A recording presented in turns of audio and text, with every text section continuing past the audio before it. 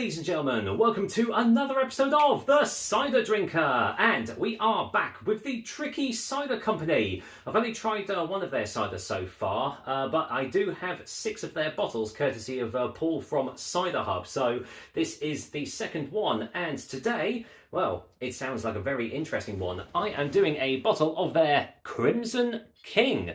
So yeah, Crimson King. It's the title of, it's sort of a title of one of my favourite bands, King Crimson, and they do have a song titled In the Court of the Crimson King. I thought this was sort of a take on that, but no, this, I think, is actually the name of a cider apple variety, so there you go, what you know. So, Tricky Ciders are in farm-to-mill bottles, as you can see, and this one comes in at a rather nice 6.5% ABV, so yeah, very nice one there. Traditional Somerset cider. It's a dry traditional Somerset cider, apparently. Apples from the Somerset levels fermented on the Blackdown Hills to improve shelf life, stored in a cool, dry place away from sunlight. Crisp, fruity and tangy, this single variety cider is pressed using fruit from a majestic cluster of bitter sharp Crimson King trees, reigning over the slopes of Pennard Hill near Glastonbury. Well, there we are. I've never heard of the Crimson King apple before, so I have no idea what to expect from this. But, I mean, if it's anything like the band, it's going to be very, very good indeed. So, let's waste no more time and get this cracked open, shall we? Now, I don't know if it's meant to be sparkling or still, but there was no fizz on there. Oh, blimey. Okay. That is funky. That is dry. Ooh. Okay, I think we're in for something a little bit special here. Right, let's get it poured out. I can already see sediment going into the glass as well. So I'm going to go and give it a little shake up. Get all that sediment in there. There we are.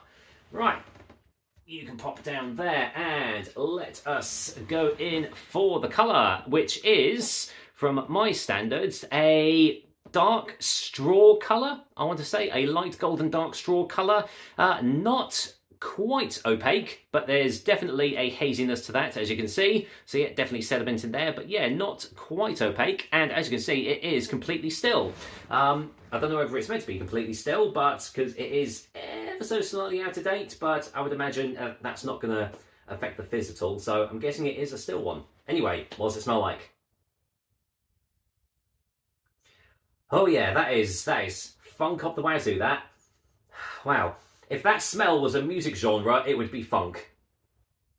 Woohoo, yeah. Okay, so there's wet hay, there's barnyard there. Earthy notes.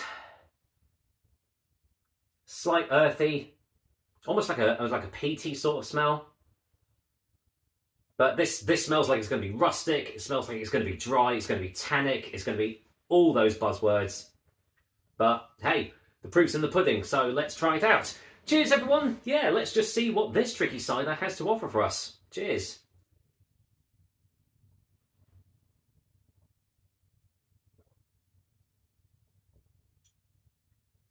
Biting acidity right away. Juicy though. Very tannic. Oh yeah. Oh yeah, this is proper stuff.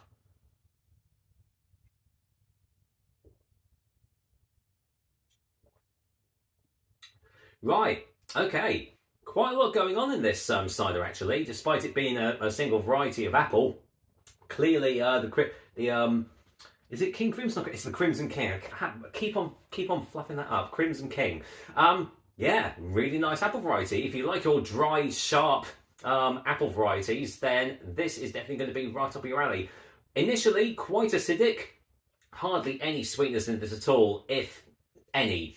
Can't take that, can't get that at all in the initial taste. And then the tannins hit you slap in the face. My goodness, this is a really hard tannic cider on the back end. And a really, really chalky mouthfeel afterwards. It's like proper rough on your tongue.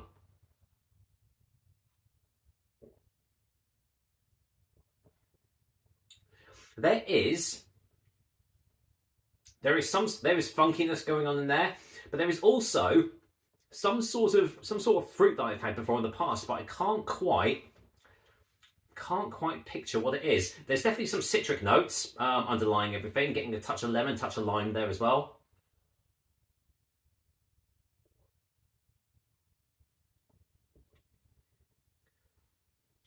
I think it's less fruity and probably more like smoky and earthy. And those slight peaty notes are coming through in the initial taste as well. It's almost like it's been aged in a whiskey barrel, but I don't think it is. I think it's literally just this apple variety that's giving it those notes. So yeah, this is a very well-made cider. It's got quite a light body to it, so if you're coming in expecting like a real full body, it's definitely not got that. But did I mention it's 6.5%? Because it really does not taste like a 6.5% cider at all.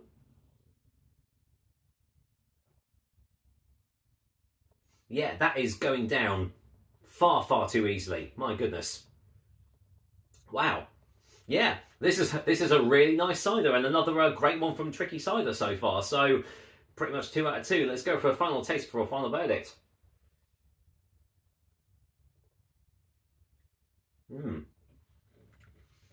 Yeah.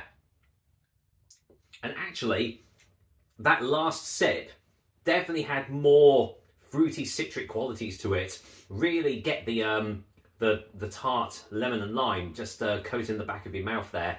Really well made cider here, and yeah, I'm definitely looking forward to seeing what the rest of Tricky Ciders are going to be in place of now. Right, so let's get the old chalk out, and for a final verdict, I am going to go and give Tricky Cider's Crimson King, which unfortunately isn't part of King Crimson's repertoire, a very well-deserved 9 out of 10. Yeah, so far, I mean, I've only tried 2 of them. Bear in mind, I've only tried 2 of their range, but so far this is probably my favourite of the range. So yeah, big thanks to Paul from Cider Hub for sending this over to me. Really do appreciate it. And yeah, Tricky Cider so far are turning into a really good company to watch out for. So watch this space because I do have 4 more of their range to try. So watch out for them in the future. Until then, that's another episode of the Cider Drink for you guys. I hope you liked it, and as usual, I'll be back with another delicious and tasty cider soon. Until then, it's Friday, it's the weekend, chill out, have a cider, and have a good one, and I'll see you soon. Cheers.